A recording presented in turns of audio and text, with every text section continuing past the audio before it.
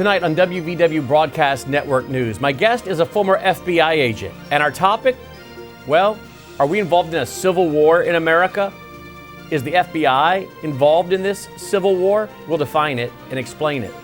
What about the red-green axis, known as the Islamist and the Marxist? Have they infiltrated the FBI? WVW Broadcast Network News begins right now.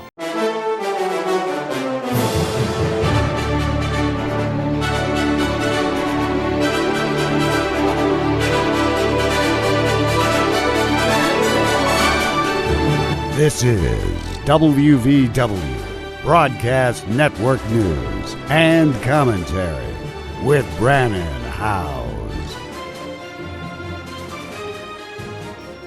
Welcome to the broadcast. Thank you for joining us. Joining me tonight is retired FBI agent David Baldwin, and David has been with us before. In fact, just a couple months ago, he was here in our studio. He called me up and said, "Hey, Brannon, I'd like to share more with your audience if you would permit me to come back to your TV studio." And I said, absolutely, David. David, as a retired FBI agent, is doing many things to try to awaken the American people, to awaken patriots and constitutionalists, those concerned about the rule of law, to understand what's happening to our nation, but what's happening within our nation in some of the most powerful government institutions of all time. One of them being the agency he used to work for, the Federal Bureau of Investigation. And so I said, David, please come back over. So we both reside in the great state of Tennessee, and so he drove over, and we're glad to have him with us today. David, thank you so much for calling me. And maybe as we get into this, let's start with, why did you call me and say, hey, I want to come back over and have another conversation? Well, Brannon, I felt that I left some things on the table the last time. The crux of our interview last time was, of course, what was going on and still is with the FBI currently, but it was the Marxist and Muslim Brotherhood infiltration of the textbook industry and in our educational system.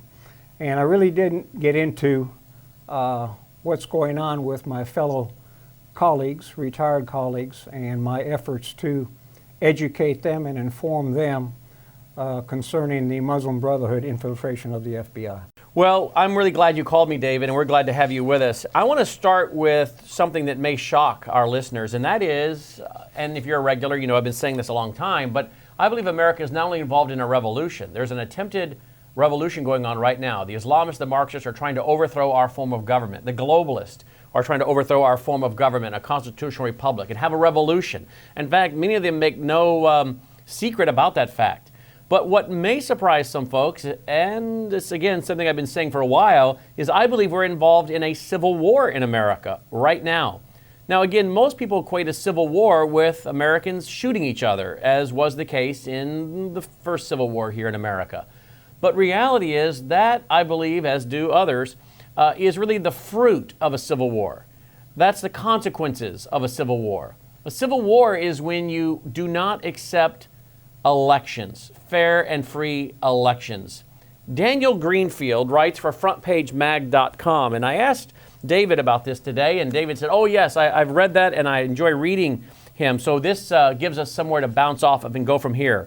Here is what David Greenfield said in a speech not too long ago. He said, how do civil wars happen?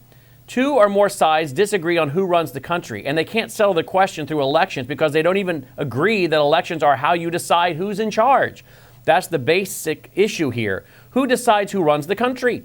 When you hate each other but accept the election results, you have a country. When you stop accepting election results, you have a countdown to a civil war. He goes on to say, the Mueller investigation is about removing President Trump from office and overturning the results of an election. We all know that. But it's not the first time they've done this. The first time a Republican president was elected this century, they said he didn't really win. The Supreme Court gave him the election. There's a pattern here. What do sure odds of the Dems rejecting the next Republican president really mean? It means they don't accept the results of any election that they don't win. It means they don't believe that transfers of power in this country are determined by elections. That's a civil war. There's no shooting, at least not unless you count the attempt to kill a bunch of Republicans at a charity baseball game practice. But the Democrats have rejected our system of government. This isn't dissent. It's not disagreement. You can hate the other party. You can think they're the worst thing that ever happened to the country. But then you work harder to win the next election. When you consistently reject the results of elections that you don't win, what you want is a dictatorship, your very own dictatorship. The only legitimate exercise of power in this country, according to the left, is its own. Whenever Republicans exercise power, it's inherently illegitimate. He goes on to say, the left lost Congress. They lost the White House. So what did they do? They began trying to run the country through federal judges and bureaucrats. Every time that a federal judge issues an order saying that the President of the United States can't scratch his own back without his say so, that's a civil war. Our system of government is based on the Constitution, but that's not the system that runs this country. The left system is that any part of the government that it runs gets total and unlimited power over the country. If it's in the White House, then the president can do anything. And I mean anything. He can have his own amnesty for illegal aliens. He can fine you for not having health care insurance. His power is unlimited. He's a dictator. But when Republicans get into the White House, suddenly the president can't do anything. He isn't even allowed to undo illegal alien amnesty that his predecessor illegally invented. A Democrat in the White House has, quote, discretion, end quote, to completely decide every aspect of immigration policy. A Republican doesn't even have the, quote, discretion, end quote, to reverse him. That's how the game is played. That's how our country is run. When a Democrat is in the White House, states aren't even allowed to enforce illegal immigration law. But when a Republican is in the White House, states can create their own immigration laws. Under Obama, a state wasn't allowed to go to the bathroom without asking permission. But under Trump, Jerry Brown can go around saying that California is an independent republic and sign treaties with other countries. The Constitution has something to say about that. Whether it's federal or state, executive, legislative, or judiciary, the left moves power around to run the country. If it controls an institution, then that institution is suddenly the supreme power in the land. This is what I call a moving dictatorship.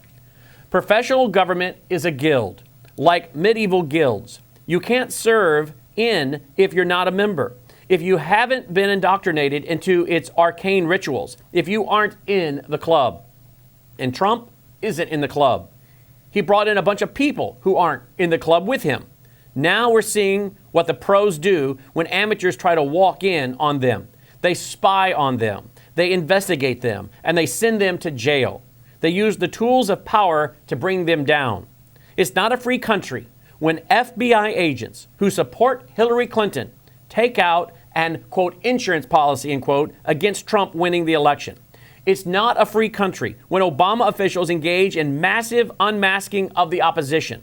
It's not a free country when the media responds to the other guy winning by trying to ban the conservative media that supported him from social media. It's not a free country when all of the above collude together to overturn an election because the guy who wasn't supposed to win won. We're in a civil war between conservative volunteer government and leftist professional government. End quote. Wow, that was a powerful speech by Daniel Greenfield. You said you read it. What are your thoughts? I have been saying for several years, as we discussed earlier, Brannon, that I believe we're in a civil war and have been for a while. Technically, I think you could maybe go back 100 years to the Woodrow Wilson regime is when it started. But, let's talk about today. I mean, I've had this discussion that we're talking about with a civil war before I got kicked off of, if you can believe this, of a retired FBI agent's website for telling the truth. I had this very back and forth with some of my retired and active colleagues who apparently couldn't grasp it. And notice that Daniel Greenfield talks about the FBI. He said it's not a free country when FBI agents who support Hillary Clinton take out a, quote, insurance policy, end quote, against Trump winning the election. So now the agency that has for many years thought to be about, well, what its real slogan is. The slogan of the FBI was about fidelity to the truth, bravery, and integrity. Right. And that's really sad that this agency is, because you served in this agency, you came on board in 1969? I did. The year you were born. Exactly. I have a good memory and you have a good memory. I remember what year you came on and you remember what year I was born. So we've watched this agency, and I grew up for 8 years in the Washington, D.C. area, knew many active FBI agents, went to church with them, and as a child respected this bureau and would go through the FBI crime lab as a tourist and see them processing the different crime things. So many of us have grown up respecting this institution. You respected it. You served in it. What happened? Some people may define integrity different than you or I do. This is a great entree to one of the items I want to get in here in today and talk with you about. I was taken to task in 2016 by actually a former coworker of mine who I did work with for a while, and he retired as a special agent in charge in SAC. And after the infamous July 5th press conference by Jim Comey, and articles thereafter that appeared on sites such as WND, World Net Daily, I forwarded some of the articles about Jim Comey to my friend, and he took offense. I didn't comment on him now. I just sent them to him for his information. And I was taken to task for not supporting the director of the agency that I formerly worked for.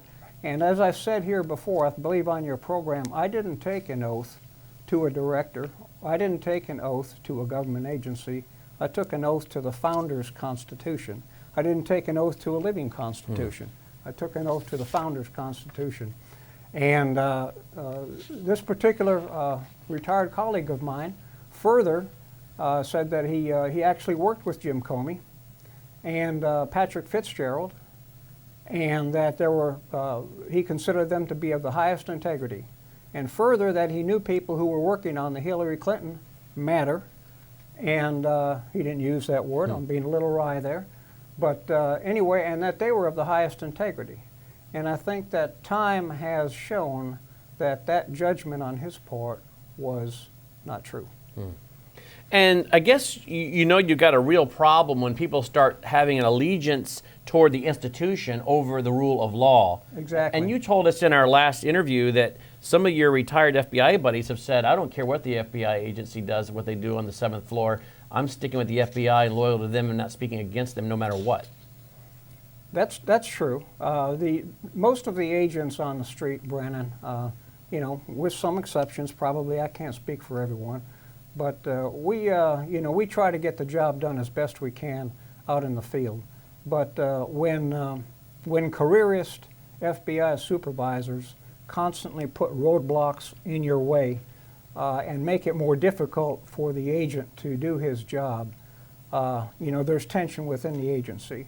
There's bureaucratic boondoggles that we talk about. You've mentioned James Comey, and we talk about a civil war, we talk about fidelity, integrity, and you said, well, some people define integrity differently. Apparently so. Yeah. Well, I mean, you've read the Red Thread by Diana West, and we've interviewed her, and you were just with her a few weeks ago with a bunch of other Patriot colleagues we work with. I noticed what she brought to our attention is that James Comey for years has been running around quoting, and even I guess used as his Twitter handle, a known religious communist, Reinhold Niebuhr. And Reinhold Niebuhr talked about the fact that there really is no such thing as truth, and that a lot of times you have to do some things for your cause. And James Comey picked up on that concept. That sometimes you got to lie and you got to do all kinds of things that really are not consistent with the motto of the FBI, fidelity, bravery, and integrity. And here is James Comey, who wrote a big educational piece on him, and again continued to use Reinhold Niebuhr as his Twitter handle up until recently, promoting this concept and idea. I mean, this is an FBI director who's undermining the very mission statement of the FBI by redefining what is truth or what is integrity. Well, Jim Simpson talks about the seeding of the government over decades, really, with leftists. And I think this is what you see is a culmination of that seeding, and it's what I see with some of my retired colleagues and active colleagues, and they might not even recognize it, Brannon, within themselves, but I recognize it. I think I can recognize it. And I think that's the tension and the civil war that I contend is going on within the agency, the FBI, and probably the CIA also. I'm thinking there's good guys and bad guys in all of the government agencies. There's no doubt about that. Well, when you have guys like James Comey quoting religious communist Reinhold Niebuhr, you have former FBI Director John Brennan admitting he voted for a communist candidate years before, but yet allowed to still become the director of the CIA. How can we not say that the FBI has indeed been infiltrated by, whether you want to call, and then you've got the FBI, as I've documented in my film Sabotage.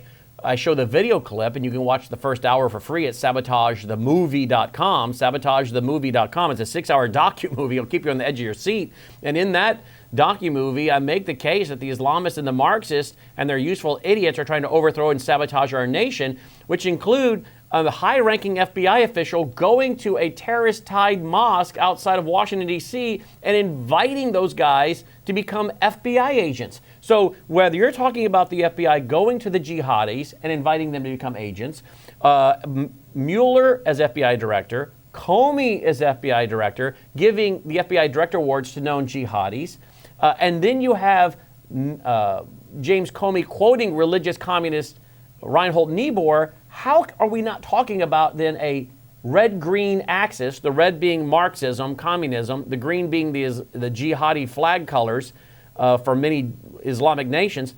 How can we not say that a red-green axis has infiltrated even the FBI? I mentioned a few minutes ago the fact that there's a retired agent's website that I posted on for maybe 8 or 9 months before I was removed. I was unsubscribed, so to speak, kicked off. And I believe it was the result of the red-green axis within the FBI, because I posted an article about Robert Spencer and the fact that he used to be an FBI contractor teaching at Quantico. That's Robert Spencer of Jihad Watch. Exactly. Who's a good friend of ours and yours. Exactly. So, and anyway, there was a few folks who took offense to that. And then, unbeknownst to me, this retired Muslim FBI agent contacts me on that same forum. Did you just say retired Muslim FBI agent? FBI agent. That's true. I've got the article right here, and he's a subject of an article that's by Daniel Pipes on Front Page Mag. Well, it was posted on Front Page Mag, but of course Daniel is with the Middle East Forum. And that's Gamal Abdel Hafiz is who the article's on. I'm not outing anybody. Daniel Pipes has already talked about him here. But Mr. Hafiz contacted me, and we went back and forth on emails for about 2 weeks. And Mr. Hafiz tried to use the fact that in the Old Testament there's violent rhetoric in the Old Testament, and compare it to the Quran. Of course, had I not done what I've done over the last several years and educated myself, I wouldn't have been able to respond to him. But I've had that subject brought up to me by Christian apologists. Okay, as I'm sure you're familiar Yes. with. And I was able to go back and refute. And the good part about it, though, Brannon, was that there was other FBI agents that I know of that are retired FBI agents who were watching this back and forth, and hopefully they got educated, and some of them took my side. But all Mr. Hafiz could do, basically, and his leftist cohorts in our retired agents cadre, is to call names like Islamophobic. Right, call names, hater. I was kicked off for hate speech. There's no such thing as hate speech. Hate speech is an anti-constitutional. As far as I'm concerned, it's an anti-constitutional law, anti-First Amendment. So here you have FBI agents, or the moderator, deleting me from the forum. So you're in a forum with former FBI agents. You're debating with a former FBI agent who's a Muslim, right? And they don't like what you're saying. It's not politically correct, and you get booted off. I'm gone. But I've had the agents who contact me separately on the side, and so that's what keeps me going. Yeah. And where do you see all this going as far as this red-green axis? I mean, what else would you call it if not a red-green axis? Is there another word you're using to describe Well, it? you know, I guess maybe I would just go a little softer and say left-green axis. But the meaning is the same. You know, you've got some of our friends and colleagues say, you know, that we shouldn't mince words. We should call it what it is, and it's Marxist. But you know, communism has the word communism has kind of been deleted from our jargon over the years, and there's a reason for that, I believe. Of course, the left controls the narrative. The narrative, and so you know, now we're talking about globalists, right? That's the new term. But we were talking earlier, and I mentioned, is there really anything new under the sun? Because I think in your article there, you mentioned something about feudalism in the Greenfield article. So is this just all feudalism? You know, the founding of this country was something that threw a monkey wrench into the feudalistic world. That's my take. This on whole it. idea of are also going to be described as nihilism. Life has no ultimate meaning or purpose. It's all kind of futile. Right. And yet we believe, and even our founders believed, even though some of them were Christians, some of them had a mixture of age of reason, you know, mixed with Christianity, but they believed in the divine, and they believed that the divine had universal absolutes that government should respect. So they believed there was an order and a purpose. Well, of course, we know that many people committed to naturalism say there is no spiritual world, there is no God, there is no universal truth, therefore there is no ultimate meaning to life, there's no purpose, it's just will to power. Friedrich Nietzsche, who Hitler used to like to have his picture taken staring at a bust of Friedrich Nietzsche, simply declared will to power. That was the ultimate meaning of life, power, and that's it. And those are the same kind of things you can see coming from James Comey in some of his own writings as he praises religious communist Reinhold Niebuhr. And so again, it's the will to power, master morality and slave morality, the ones being controlled and the one doing the controlling. And that's a very fatalistic idea, but yet that's where we are with communism. That's what communism is all about. That's where we are. If you'll allow me, Yeah. I'd like to read a few quotes from a letter dated July 16th, 2013, to then incoming director James Comey. Who wrote this? This was written, I have an unsigned copy. It came to me from another retired FBI agent, and it was put together by a cadre of who I would call the patriots within the FBI. And this is an indictment. Were these active agents or retired? Active agents. Active agents wrote this letter. These are active agents who wrote this from the spectrum, that's how they described themselves, from the spectrum around the Bureau. And listen to this. And it was written in 2013 to James Comey. Right. When he took over, when he came on board from Bob Mueller, this document is an indictment of the Mueller-led FBI. Now, little did they know that, of course, this probably got thrown in the trash can as soon as he came on board. But listen to the opening here. We share a hope that we will contribute great things to the FBI and one day retire, fondly leaving both the Bureau and the nation a better place for our having been there. Our contribution lies not only in promoting the good within the FBI, but in recognizing and uprooting the bad. So there's somebody besides me saying that there's bad within the FBI. And in holding ourselves and our organization accountable to the citizens we are honored to serve. We have taken this unconventional step of reaching out to you because we are convinced that we stand at a crossroad as an organization. Now, is that prescient or what? Wow, and that was 2013. They're saying active agents writing to Jim Comey, who's coming in as director, saying we're at a crossroads. Boy, you think they had any indication of how bad it was going to get? Probably not. Exactly. How could you? But you know, I've been reading things recently, though, that's talking about the Obama subterfuge actually going back to 2012, okay, and not 2016. And so, you know, that's still being worked out. In other words, when you say going back to 2012, you're talking about all the wiretapping they were doing to Trump and surveillance on people, that kind of thing. That secret police conduct was going on as far back as 2012, you believe? Joe DeGenova has talked about this, so I'm not breaking any great news here. He's talked about that. Is that what the FBI, let you get back to that letter, but is that what the FBI has become, turned into secret police? Part of them apparently have. You know, I think Eisenhower warned about that. credentials and a badge can do things to people. And look, we're all human, okay? We're all human. And there were points in my career, you know, that I could say you felt invincible, okay, simply because you have that credentials and badge. And fortunately, for most of my career, I fought that feeling off. But you know, I can see it creeping in. Sure can. We're all the human. old saying, "Power corrupts, and absolute power corrupts Right. absolutely." Right. So back to this letter written by agents, active agents in 2013, to warn incoming director James Comey. Correct. The FBI's true mission of law enforcement and national security is obscured. That's what they're saying back then.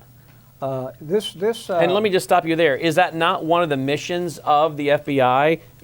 Was it being obscured? National security, and what else did they say? It's being obscured to this day. Well, I was looking up a little facts about the FBI in preparation today, and the FBI itself has named in the past on its own website the FBI's top priorities. 1, protect the United States from terrorist attacks. Well, how can you do that when you're giving the FBI Director Award by Mueller and then Comey to leading jihadis? How can you do that when you're sending top FBI agents to known mosques tied to terrorism and jihadis and giving them the invitation to come work for the FBI as agents? The FBI had a program a few years ago called Bridges. It's still active. Are you aware of that program? It's still active. Tell our friends that. Well, it's as far as I know, it's still active. It is. Because it's going on in the Detroit FBI field office. Tell our audience what it is. To this day, it's actually a Department of Justice creature. Okay, it's a DOJ creature, building bridges with the Muslim community. And as Stephen Coughlin writes, you know, that bridge is a one-way bridge. Yeah, that's exactly what the Muslim Brotherhood Islamic expert Syed Khatib said. Interfaith dialogue is a one-way bridge to bring the non-Muslim to the Muslim side, not the other way around. And basically, that's what the FBI is engaging in, is a form of interfaith dialogue called Bridges. This is also, I think, going on with other groups, like I think it's out of maybe perhaps Georgetown University. But here's the FBI doing this, and yet their own stated goals, top goals, were to protect the United States from terrorist attacks. How can they do that when they're trying to make bridges with the terrorists? Isn't that like, wouldn't that be like Americans or the FBI back in the 30s and early 40s trying to build bridges to Nazis? Build bridges to Nazis, and how about if we had Sonny Corleone or Vito Corleone come in and teach FBI agents about how great the mafia was, okay? Or if we had Joseph Goebbels come here and teach us about the Nazis and so forth. It's the same thing. Except, you see, there's the front of religion. That's what has gotten. That's the foothold in. So in other words, the Islamists are using our freedom of religion and the how dare you question my religion as the front. Really what it is an ideology of jihad and domination and Sharia, Islamic law, masking as a religion, which nobody is supposed to criticize. Jihad is a part of the religion. Yes. It's a part of the religion. And I don't say that. Muhammad says that, okay? I'm the messenger here, and Muhammad said that it's a part. So when I quote things like that, it's like being on that retired agent's website. That's not my opinion. It's documented proof. It's come from the doctrine. So is Muhammad a hater? Is he an Islamophobe? Apparently so, because I'm just quoting him. And so in your letter written by, at the time, current FBI agents in 2013, they're talking about the threat to our national security, and the FBI is at a crossroads. And so, again, on their own website, I found the FBI a few years ago said their top priorities included protecting the United States from terrorist attacks. All right, here's the next one. Protect the United States against foreign intelligence operations and espionage. All right?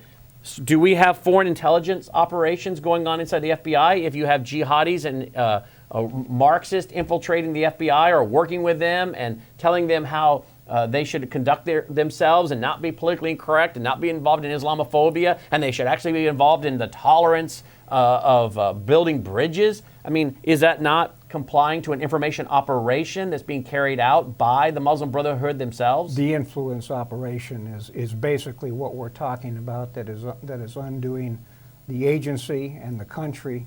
It's just a massive influence operation, and it's not just the Muslim Brotherhood. Their way was paved by the left, the Marxist influence operation that's been going back. Been going on since the 30s in this country, as Diana West talks about. Well, in fact, there was a former KGB agent, the highest-ranking military officer to ever defect from the KGB, came to America. He wrote a book we've quoted many times called The Enemy Within, and he says that the former USSR spent over $1 billion on information operation here in the U.S. to turn the hearts of Americans against the Vietnam War. Right. So another point by the FBI, one of their top priorities, they say, is to combat public corruption at all levels. Well, that's interesting. They have been involved in massive corruption. Here is Jim Jordan, U.S. Congressman Jim Jordan. This is a U.S. Congressman now. And he tweeted out back in August 13th, 2018, stroke fired today. This was this top FBI agent. Stroke fired today. Director Comey fired. Deputy Director McCabe fired. Chief Counsel Baker demoted, left. Chief of Staff Rebecki left. FBI Counsel Page demoted, then left. Deputy Director of Counterintelligence Stroke demoted, fired. He says, never seen a federal agency where that's happened. Well, here's an agency involved in corruption, and yet one of the top goals of the FBI is supposed to be to combat public corruption at all levels. Here's another one. One of their top goals, according to their own website a few years ago, the FBI, protect civil rights. Yet are they not trashing on the civil rights of people? They're trashing the civil rights of their own employees, as is contained in this very letter. You want to read about that? Again, this is from, at the time, active FBI agents back in 2013 that were telling incoming director of the FBI, James Comey, that the FBI is at a crossroads and if they don't get their act together, going to undermine national security. Here's a quote. Remind me to come back to your work on terrorism, though, or maybe I'll say it right now. I want to give a shout out to the agents who are making cases. They are making cases on the street out there, and if they're making cases like we used to make cases, a lot of times, and I'm talking about terrorist cases now, Brannon, that is what you mentioned. There's some good work being done out there, but I would contend they're probably being done not because of FBI-led management, but in spite of it. So you have patriotic agents that are on board, that are trying to do the job, and that's not what we're talking about here today. It's the subject matter. Right. Okay. Now, I'll take a little bit of, how do I want to say it? Sean Hannity likes to say that, we're not talking about the street-level agents. The street-level agents. I'll take a little bit different tact. We are talking about some street-level agents because I see them. They were my colleagues in the FBI and retired agents. So, that's not across the board. What Sean Hannity says, in my opinion, is not true across the board. And Joe DeGenova really commented on it about a month ago. I think I heard him say, he said something about how can you have all these legitimate street-level agents if you have a corrupt leadership? Aren't corrupt leadership encouraging that kind of corruption in the street-level agents and hiring those kind of guys? Why was there nobody, not one person, not one whistleblower? I believe that there's people behind the scenes helping what's going on, but there's no whistleblower within the FBI that I know of that has come out and tried to warn people like what's his name, the NSA, Mike Rogers. Nobody within the bureau did that. Did that. And Mike Rogers, for those who don't remember, is the one who was noticing what the FBI was doing in tapping Trump Tower while we had presidential candidate Donald Trump. Then when he was president-elect, that's when Mike Rogers, the director of the NSA, went to Trump Tower and told President-elect Trump, you're being wiretapped and monitored. And that's when they left the next day and went to set up their transition office headquarters at his New Jersey golf course, correct? That's correct. So the question is, where were all those street-level agents coming out like Where was one? Where was just one? Right. So when Sean Hannity says, hey, all the street level guys, we're all for them, you're saying, yeah, there are great street level agents, Right. but it's not across the board. Exactly right. Now, you're talking about protecting the civil rights of, the FBI says one of their goals is protecting the civil rights of people. And you just said they're not protecting the civil rights of their own agents. Let me read you a couple of quotes here in this very letter. The crux of this letter is, and again, is that the taxpayers, the American taxpayer, are paying our salaries, okay? They expect more from us. Listen to this. Just last month, dubbed lesbian, gay, bisexual, and transgender LGBT Pride Month in the FBI, the employees of one division were encouraged to use their afternoon bureau time to view a gay propaganda movie. Now, this is on the taxpayer dime, and we're being socially engineered, okay, and not investigating crimes or public corruption or terrorism. They're being put through sensitivity training. Exactly. This paragraph is captioned discrimination. The free exercise of religion is specifically protected in the Constitution and identified in the Civil Rights Act of 1964. Yet the entire protected class of religion is ignored or marginalized, within the Bureau, whereas sexual orientation, which does not command the same legal protections as religion, is celebrated. Those who adhere to Christianity are systematically offended, mistreated, and discriminated against, often by the very people who took an oath to uphold the Constitution. Is that not powerful? Wow. That's within our own agency. Folks, I've never heard this letter. Okay, I didn't even know this letter existed until we started broadcasting here, and he started reading this letter. Obviously, I want to get a copy of this and go through this, but you have a letter written by active agents at the time, FBI agents in 2013, saying FBI agents that hold a conservative Christian ideology and worldview are being discriminated against. It's just like in the world, really, yeah. right? And yet here the FBI, I looked up today some of their top priorities they've been boasting about, protecting civil rights. They're not even protecting the civil rights of their own agents, according to their own agents. Anything else there?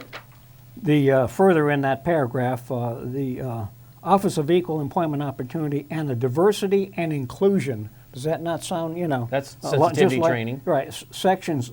In other words, there's a section back there that is called the Diversity and Inclusion section. Social engineering agenda further aggravates by focusing all the attention of the category's members on what they are and are not, what they have done to contribute to the law enforcement mission of the FBI. The result is disastrous, but headquarters seems to be the only group that does not realize it. So what they're saying is multiculturalism and tolerance and diversity, which are all part of the cultural Marxist. The cultural Marxists are all about multiculturalism, which is not the study of multiple cultures, it's the denigration of the foundational Western worldview of the Judeo-Christian worldview, which these agents are saying Christians and conservatives are being discriminated against. And so they're saying this office that's being run to teach this cultural Marxism, political correctness, is not working, and the only one who doesn't seem to know this is the FBI headquarters. That's true. They know it, okay, but they are scared to death because of their careers. That's the sad truth. One of the other top goals of the FBI, according to the FBI, is to combat transnational/national criminal organizations and enterprises.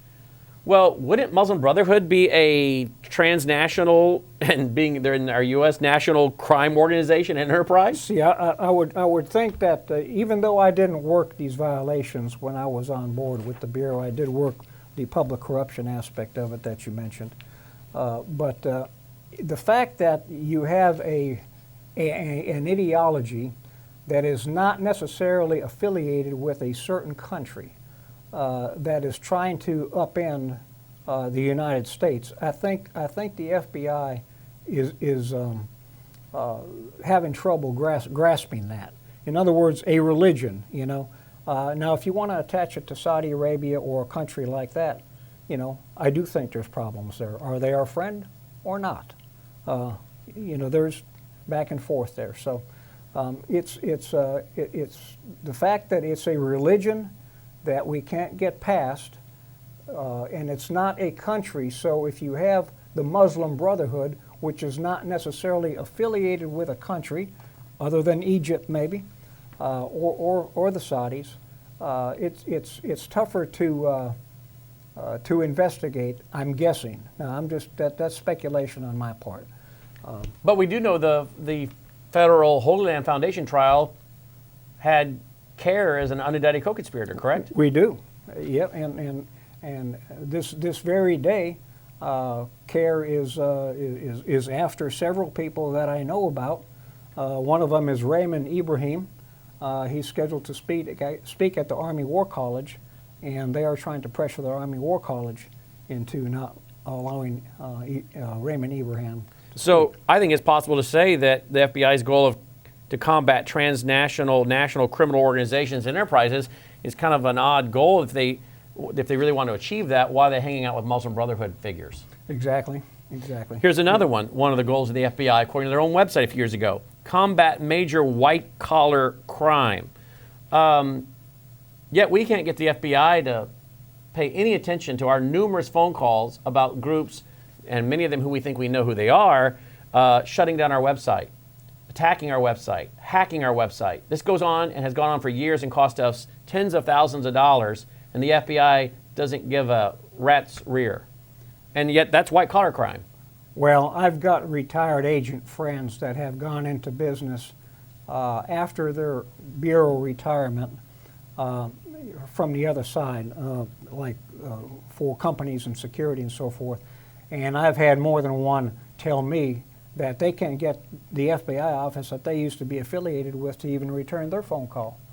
So don't feel alone as a citizen. I mean, even a former agent can't get a retired agent can't get a phone call. It's the new bureau. Yeah, so they're not really all that interested in white-collar crime, I guess, if the white-collar crime is going against the people they don't like anyway, which apparently is conservatives and Christians, because the letter from 2013 is active agents at the time saying conservative Christian agents are being discriminated against. All right, finally, combat significant violent crime. Well, how can one of the goals of the FBI be to combat significant violent crime when, again, do we see them going after the organizations, Antifa, which is all about violent crime? By the way, they shut down 4 out of 5 of our conferences in April of 2018 by threatening the hotels. Where are they going after the groups that are involved in the violent crimes? I mean, I go online, I look at all the Antifa groups that are brandishing all of their AR-15s and all of their weapons and commenting on what they're going to do and what they're going to do to conservatives. And where is the FBI on Antifa? Well, a communist group. Well, exactly, and I'm so glad you've brought this up because this is one issue that I wanted to talk about. Well, let's today. talk about it. Okay, this is before I got removed from the retired agents website. A retired FBI agent after Charlottesville posted on there that Antifa at Charlottesville were the true Americans. That's a former FBI agent? That is a retired FBI agent that got on that post. Now, how uninformed or ignorant, this is what I like to say, and I've been back and forth with my colleagues on this too. That creds and badge is not a vaccination against ignorance and stupidity. Okay? And I don't know that he ever posted anything after that because he got taken to task. Here's a guy, retired bureau, who does not know what Antifa is. It was stunning, but nothing surprises me anymore, really. I think it's a reflection. Any organization, Brannon, is a reflection of what's at the top. Mm-hmm. I love professional football. I love my Green Bay Packers, and any successful NFL team is successful primarily because of what they have at the top. I think these are reflections of what's at the top in the FBI and what has been allowed to go up the management ladder. And this letter that I'm reading you refers to that, to that very thing. Let me go ahead. I'll jump to the end of it so we don't let time get by here. It says that the FBI is a law enforcement agency, national security agency, not a social service agency. We pray that you recognize the dangerous territory into which the FBI has been purposely led. Okay. Now, who do you think they are saying purposely led it there? The social engineers? This is talking about Robert Mueller's FBI is what it's talking about. about, what, 12 or 13 years. So he's saying Robert Mueller deliberately led the FBI in the direction that these guys are warning about. There have been posts on this same website going back to people before my time. It has always been a goal of the left, so to speak, through the Department of Justice to take control of the FBI. And if you'll notice, all of these leaders that we have had, if you want to call them leaders, have DOJ affiliations, even Christopher Wray, you know, our current.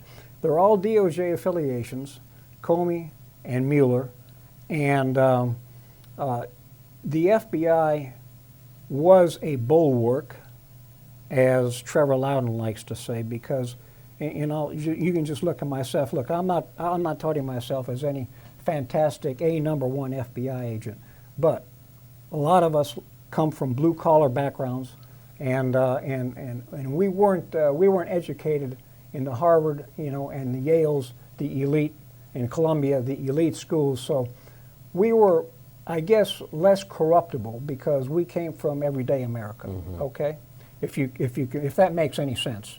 If that makes any sense. You guys were just kind of baseball, apple pie, and mom kind of guys. We came from the heartland. You know? Now, obviously, you know, not 100%, but I think that's. In other words, what you're saying is many of these agents today, people that make it up to the 7th floor, they have been indoctrinated. They've gone through the liberal progressive schools, and they have been indoctrinated. They've been brainwashed, and they've been taught about white privilege and anti-capitalism and racism. And racism is capitalism. White privilege is capitalism. This is the way they define it, those promoting it. And so what you're saying is a lot of these guys have gone through the schools that have indoctrinated them. You guys, some of the agents in your generation just came through mid-America schools that were still teaching right and wrong, the Constitution, right, traditional civics, the purpose of the law, the Constitution.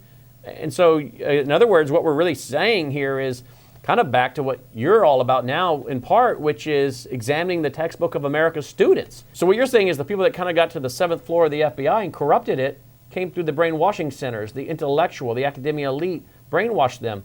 And here you are now as a retired agent warning about this happening to America's kids at the elementary level through our textbooks. Sure, they go to the same schools that everybody else does for the most part. Or when I say they, I'm talking about FBI agents. I mean, you know, we don't come out of any place specially educated, so we're a cross-section of America, and they're getting the same leftist indoctrination in high school and in college as you know, as everybody else is. In order to be educated, which is one of my missions, Brannon, over the last 6 years, has been to educate my retired FBI colleagues on the Muslim Brotherhood infiltration of the FBI through its training program. And in order to educate someone, you not only have to have somebody that you listen to, but you have to be receptive to that message. And maybe I've been pretty hard on some of my retired colleagues here today. I don't think so. But I'm going to go a step further.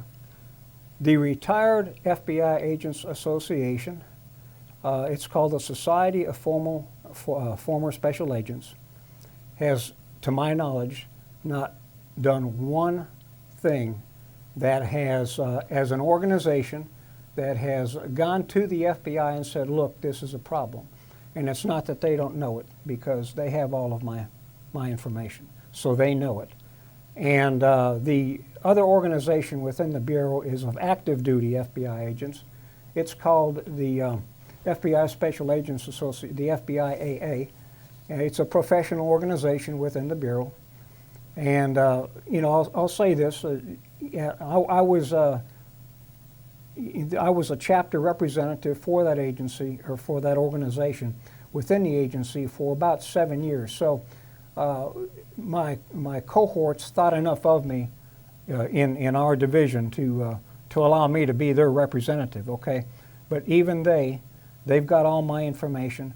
The FBI Agents Association has not, as an organization, has not done one thing to address the infiltration of FBI training that has taken place by the Muslim Brotherhood. They have not stepped up, and my question is, where are you guys? A voice in the wilderness cannot do it. It's got to be done organizationally by a group. It reminds me of the saying of Dietrich Bonhoeffer with my retired colleagues here in the FBIAA and the Society of Former Special Agents. Silence is complicity. Not to speak is to speak. Not to act is to act. And I think it's atrocious and sad that many of my retired colleagues have not stepped up to the plate and taken this to task. I mean, it's the country. And some of them is because they've been brainwashed, and some of it's because they're just going along with the group consensus and the peer pressure. Well, I think that the fact that it's a religion scares people to death. To criticize Islam, the religion of Islam. Right. It scares people, and those who aren't educated about it, it just, it's like I mentioned earlier, Jeff Nyquist's interview of Vladimir Bukovsky, when he talks about, he gives speeches, Bukovsky gives speeches and talks, and he laments that people get bored because it's not an easy answer, okay? It wasn't easy for me to do what I'm doing here today. It wasn't easy for me to educate myself, but when I found out that somebody was behind the scenes infiltrating the FBI, I decided to find out what it was. It's called curiosity. And if you're an FBI agent investigating a case, curiosity is what solves the case, right? Asking questions, educating yourself on the subject matter, and so forth. And that's what many of my retirees have chosen not to do. What should conservatives be asking their conservative congressmen and U.S. senators to do about the FBI? Does the FBI need to be shut down? Well, a mutual friend of ours, and maybe more than one actually, who's another former FBI agent, has some suggestions, and it basically amounts to that. But practically speaking, that's not going to happen. It's going to have to take somebody besides a Department of Justice affiliated leader to take over the FBI, and the whole hierarchy has to be weeded out. The knowledgeable people. I had this comment made to me the other day by another patriot, former retired bureau, is that the ranks are thinning of the people who fully grasp this and understand it at the bureau, because as time goes by, people are retiring. Okay, and as the younger agents rise, they haven't been, because of the training program, they haven't been taught. So in a way, you can say that the FBI leadership is hamstringing the FBI agent on the street. The FBI agent on the street is in fact victimized by the leadership of their own organization. Much as I think I've heard this said too. I don't know who said this. Who the biggest victim of Islam is? Who the victims are? Muslims. Muslims are the victims. Because most of them don't even know the Quran. They don't know. They don't know it, and they believe what they're told by their hierarchy, and so that's what's happened within the FBI, a microcosm of that same problem. You know what's interesting is the communists hated the FBI and they hated J. Edgar Hoover, and they've made up all kinds of stories about him, a lot of them which I don't think are true. Right. And a lot of those stories didn't come out until after he was dead, so he wasn't able to defend himself. But the communists hated J. Edgar Hoover. They hated the FBI. And it seems as though they figured out they could not defeat the FBI, so they joined it. You know the old saying, if you can't beat them, join them? There you go. Seems as though that's what they did. And who would have ever thought that the day would come when you would have conservatives calling for the FBI to be shut down? It used to be the communists that wanted the FBI shut down, and how the FBI was such a corrupt organization and needed to be shut down. And that was the communists calling for it when they were actually fighting the communists. Now the communists have taken over, and this is a conservative saying. But so you see, this is how you have a revolution in a country. This is how you carry out a civil war. Barry Rubin calls it the silent revolution. I don't know if you're familiar with his book or not, The Silent Revolution. Yes. But yeah, it's it's been going on for decades, except that nobody knows about it. and except for the people who do know about it. Well, which are Antonio few. Gramsci, the Italian communist, Right. called it the long march through the institutions. Exactly. Right? And that's what Saul Alinsky picked up on, and that's what a lot of the other guys picked up on, and that's what they've done, a long march through the institutions. All the institutions, the foundations, the universities, Hollywood. I mean, look at Hollywood today. And, I'm an optimist. I think I've said this on your program before. I'm an optimist because in the end, all of their utopian world ends up collapsing, okay? But that doesn't mean that we shouldn't be trying to help it collapse. Yeah, okay? exactly right. By educating people. Absolutely. My guest has been David Baldovin, and he works with Sharia Crime Stoppers, and he reviews textbooks. And if people wanted to get a hold of you, how would they do that, David?